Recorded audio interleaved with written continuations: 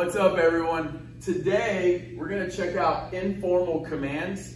This is building off of our sort of command series we've been working on, which last time we did formal commands, which was usted and ustedes, if you guys will remember. And that was you formal and you all. So that's giving commands to someone formally, an individual formally, and a group of people saying you all. That's a little bit different than what we're going to do today, but we're still within sort of these this command theme, right? Which is telling people either to do or not do something, right? And so, like I said, today we're going to look at informal commands, also known as to commands, because we're speaking informally to somebody, which is anybody we would use the subject pronoun to with.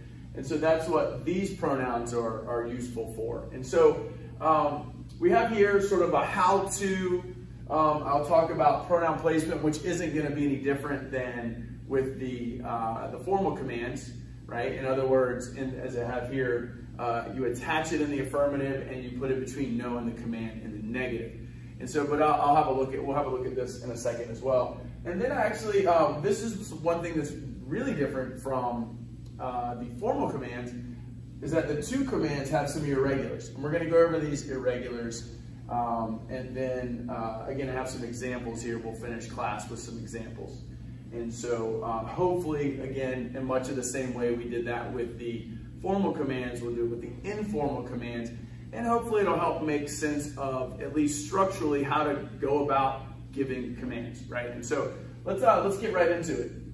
So, to make an affirmative to command, right, you're going to use the third person singular present indicative, right? Third person singular present indicative.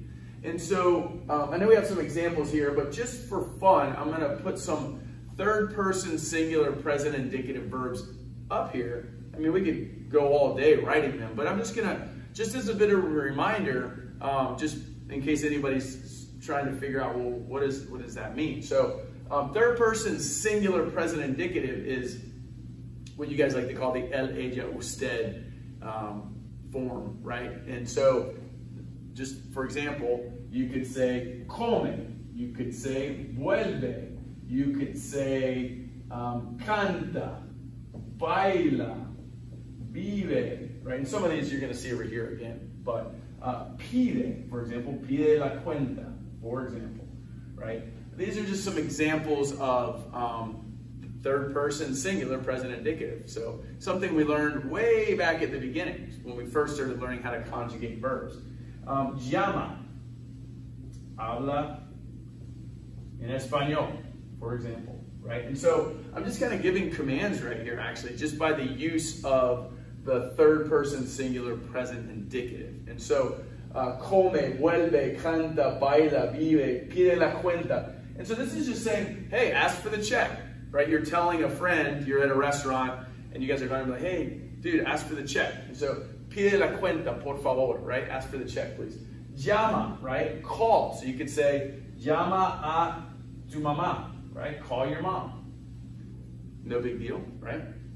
And then here we have habla, right? So, habla en español. So you're telling somebody, for example, speak in Spanish, right? And so that's the third person singular present indicative, and really you guys call it sort of the normal present tense.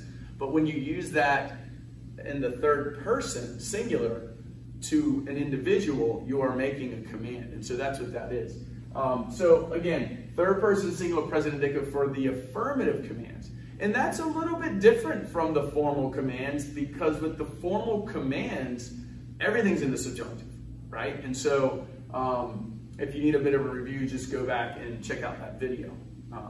And so the other thing that we're doing in terms of, well, you make an affirmative command, you can make a negative command, right? And so let's have a look at that, right? And so that's right here. So this is where we go back to sort of the normal sort of structure we learned in the formal commands, right? Subjunctive, subjunctive, right? And so with the negative, it does sort of follow that rule. And so with the negative command, you would do no plus second person subjunctive, right? And so no is key here because you're telling someone not to do something. And so while the affirmative is the third person singular present indicative, right? The negative is going to be no, right? That's what starts it and makes it negative.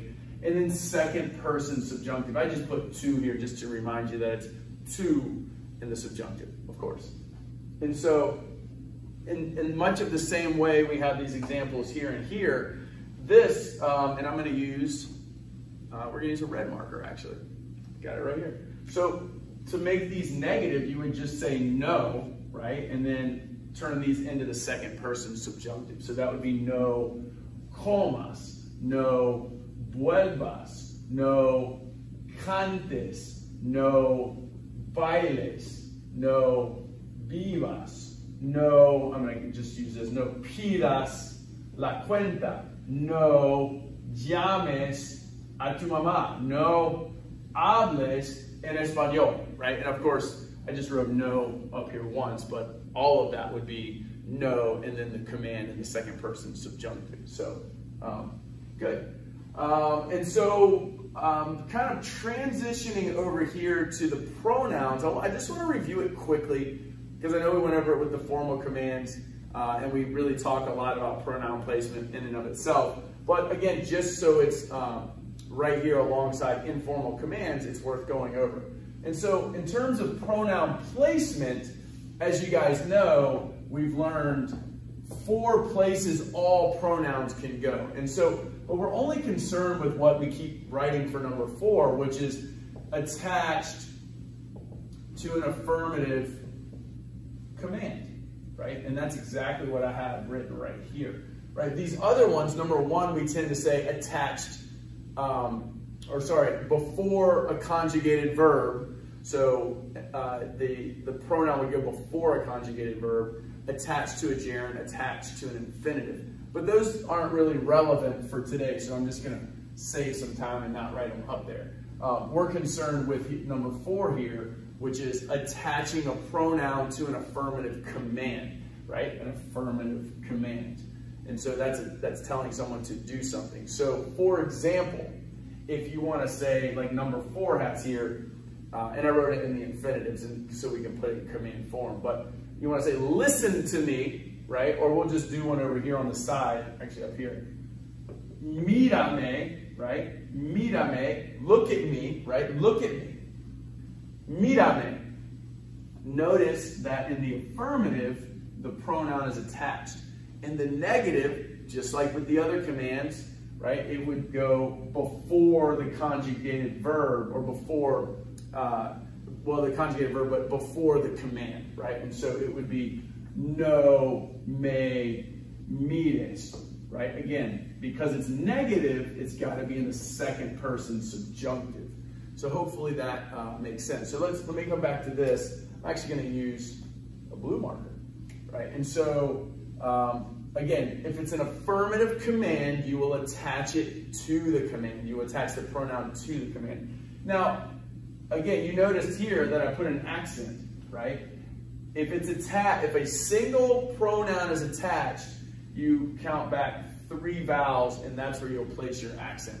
Now, of course, there are some that are going to break that rule, but like I said, with formal commands, it's a good rule of thumb. It's a great starting point if you want to learn how to place accents particularly on commands, right? And so now, if it's a double object pronoun, there's 2 pronouns attached to that command. You're going to count back 4, right? And we'll talk about that one. I'll explain that a little bit in more detail when we get here, which I'm using the same command that I think we used with the formal commands, just to sort of stay consistent, I guess. But I'll show you how to use that in an informal command. The reason there's an accent here, if you're wondering, you're like, why is there an accent right there? If you attach a double object pronoun to an infinitive, an unconjugated verb, then an accent has to go over that I, A, or E of the IRs, ERs, and ARs, right? And so that's why it does it. So that's just sitting like that is mandárselos, right? And so that's why you get that. So anyways, but before we get to this, right, because I want to look at these in both the affirmative and the negative, kind of like we did over there, I just want to bring your attention to the irregulars, because with the formal commands, we didn't have irregulars. With the informal ones, we do have irregulars. And so here's the list here. And you can, rewrite them however you want. There's some like cool little jingles that go along with this as well. But I just figured I'd sort of write them up here for you to have a look. More information about this, by the way, is going to be in the description box below. So, of course, I'm going to add exercises and other information where you can go and read and, again, figure out how to memorize these in your own way. But nevertheless, I thought they're worth mentioning because they're used with informal commands. And so we have tener is ten, venir is ben, right? It almost sounds like this, right?